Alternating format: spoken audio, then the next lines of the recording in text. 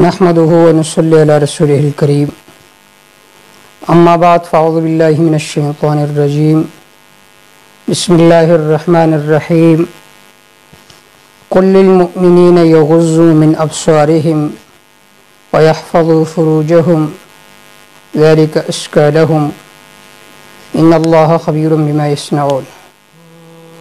میرے واجب الاحترام سننے والوں دیکھنے والوں السلام علیکم ورحمۃ اللہ وبرکاتہ۔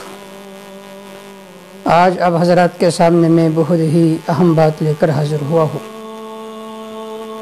وہ بات یہ ہے کہ آج کل ایک بہت ہی بڑی گناہ اور بہت ہی بڑی مصیبت امت مسلمہ پر آ چکی ہے۔ وہ یہ ہے کہ امت کا اکثر طبقہ وہ بد نظری میں مبتلا ہے۔ اس وجہ سے اللہ رب العزت کی رحمتیں وہ ہمارے طرف متوجہ نہیں ہوتی، بلکہ روز بروز مختلف آزمائشیں ہماری طرف متوجہ ہوتی ہیں۔ اس کی بنیادی وجہ وہ یہ ہے کہ نوجوان طبقہ وہ اپنے آپ کو بد نظری سے نہیں بچاتے۔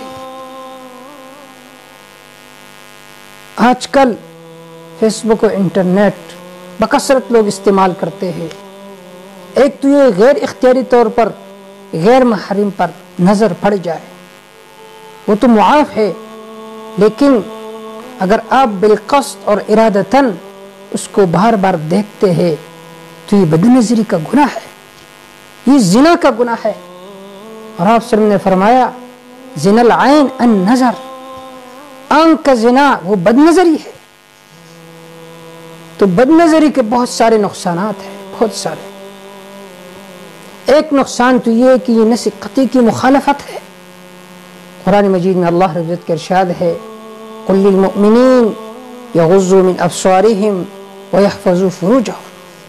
اے میرے محبوب، آپ ان ایمان والوں سے کہے کہ اپنے نظروں کو نیچے رکھ کے وَيَحْفَظُوا فُرُوجَهُمْ اور اپنی شرمگاہوں کی حفاظت کرو۔ پہلے یہ ذکر فرمایا کہ آنکھوں کو نیچے رکھو کیونکہ یہ سبب اور ذریعہ ہے پاک دمنی کا۔ اگر آپ بد نظری کرو گے تو نتیجتاً آپ بالآخر اور نتیجتاً بدکاری میں بھی مبتلا ہوں گے۔ تو یہ استحضار کرنا چاہیے، جب میں بد نظری کر رہا ہو تو یہ نص قطعی کی مخالفت ہے۔ اسی طرح دوسرا استحضار یہ کرے کہ یہ جو آنکھیں ہے یہ اللہ نے دی ہے، اللہ اس پر قادر ہے کہ اس نعمت کو سلب کر لے۔ جب میں ان آنکھوں سے غیر محرم کو دیکھتا ہو، بد نظری کرتا ہو، تو یہ تو اللہ کی امانت میں خیانت ہے۔ اور اللہ حضرت کے ارشاد ہے یعلم خائنۃ الاعین وما تخفی الصدور۔ اللہ آنکھوں کے خیانت کو بھی جانتا ہے اور جو کچھ سینے چھپاتے ہیں اس کو بھی جانتے ہیں۔ تو یہ استحضار کرنا چاہیے کہ جب میں یہ بد نظری کر رہا ہوں یہ تو اللہ کا نفس ہے۔ خودکشی کیوں حرام ہے؟ اس لیے کہ یہ جو جان ہے یہ اللہ کا ہے، تو اس کو ان امور میں صرف کرنا چاہیے کہ جو اللہ کے طرف سے جائز ہو۔ تو اس وجہ سے بد نظری بھی حرام ہے کیونکہ یہ اللہ کا نفس ہے اور تم اللہ کے امانت میں خیانت کر رہے ہو۔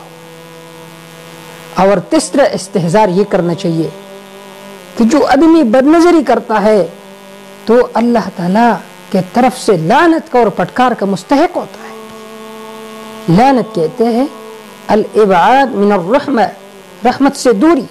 تو جو آدمی بد نظری میں مبتلا ہوتا ہے وہ اللہ کے رحمت سے دور ہوتا ہے۔ جناب رسول اللہ صلی اللہ علیہ وسلم نے ارشاد فرمایا لعن اللہ الناظر والمنظور الیہ، بد نظری کرنے والے پر بھی اللہ کا پٹکار ہے اور جس کے طرف دیکھا جاتا ہے اس پر بھی اللہ کا پٹکار ہے۔ منظور الیہ پر اس لیے لعنت ہے وہ زینت کرتی ہے، ٹیپ ٹاپ کرتی ہے، اپنے آپ کو غیر محرم کے سامنے پیش کرتی ہے، تو اس پر بھی اللہ کی لعنت ہے۔ لعن اللہ الناظر والمنظور الیہ۔ تو استحضار کرنا چاہیے کہ جب میں بدنظری کر رہا ہوں تو میں اللہ تعالیٰ کی لعنت کا مستحق بن جاتا ہوں۔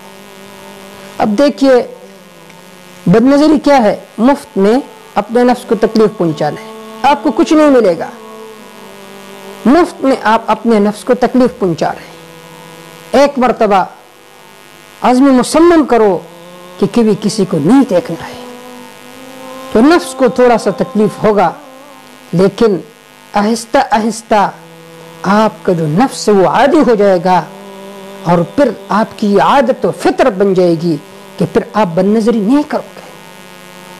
تو بہت بڑا گناہ جس میں اکثر نوجوان مبتلا ہے وہ ہے بدنظری۔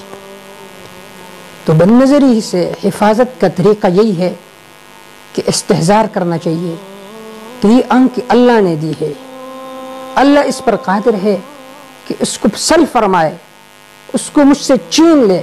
اگر میں بدنظری کر رہا ہوں، خدا نخواستہ میری نظر نہ چلی جائے، تو اگر یہ استحضار ہوگی تو انشاءاللہ اس گناہ سے چھٹکارا مل جائے گا۔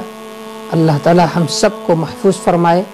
وما توفیق الا باللہ، علیہ توکلت و الیہ